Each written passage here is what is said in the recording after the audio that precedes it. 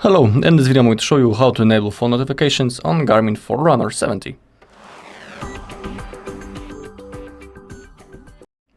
Okay, that is really easy. All you need to do is to make sure that you're actually paired with your phone. And now we can enable the phone notifications in the Garmin Connect app or in phone directly. It's up to you. Maybe first I'll show that on the Garmin Connect, but I'll zoom out a little bit more. Okay, and now you gotta go to your watch. It should be in the top right corner, and then tap on your Forerunner 70. Wait until it loads. Then keep scrolling down a little bit until you find connectivity.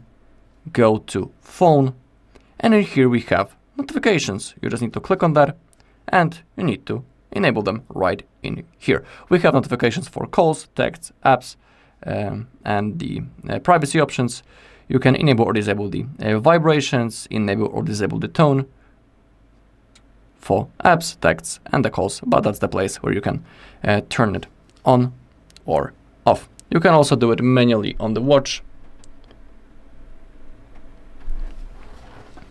To do it, hold the up button, which is on the left side, the middle one. Then keep scrolling down, go to watch settings.